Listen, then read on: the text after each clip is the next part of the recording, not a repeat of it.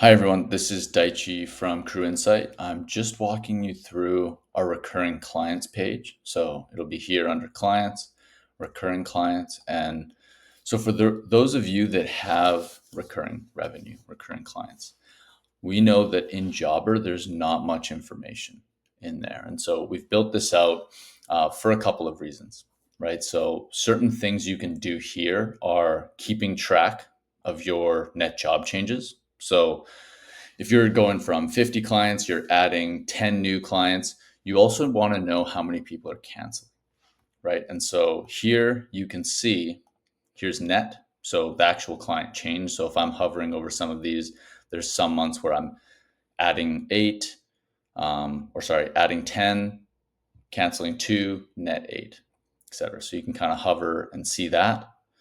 And then, of course, if you just wanted to see how many new clients you're adding, you can do that as well as churn or cancellation.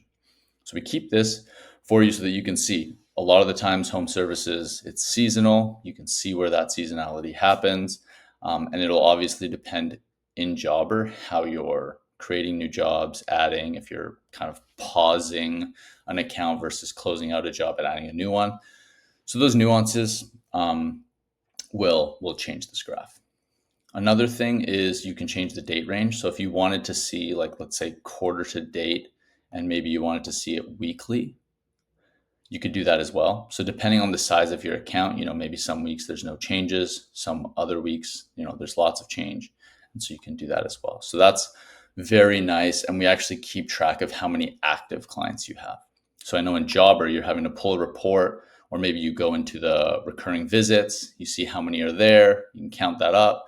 That's nice. But here, we just keep track of it for you. We keep track of all the changes. Another thing is how many one-off clients are you converting to recurring?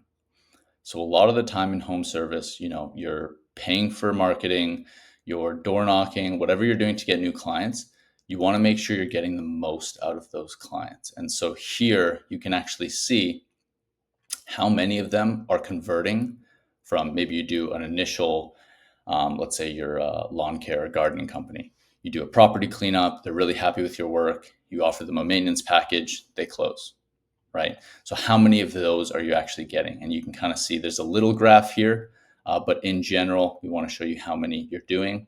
And then you can see here, okay, am I doing a good job? Are there, some months that I'm doing better? Why aren't I doing as good? Maybe I can change my sales process from there.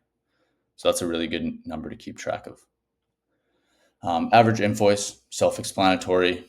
Time to churn. So when you do get a recurring client, how long are they staying on with you before they cancel? Right. And so that's a really nice number, because you can see, okay, I'm adding a client, they're paying $200 a month, let's say 193 days. Cool. So when I add a new client, on average, they're going to be spending this much money. It's a good way to project out how worthwhile your recurring clients are. Also, self-explanatory, recurring revenue forecast. So we just take those visits, we project it out based on your invoices. So you can see here, residential versus commercial. So we take the company name in Jobber, if there is one, it's a business.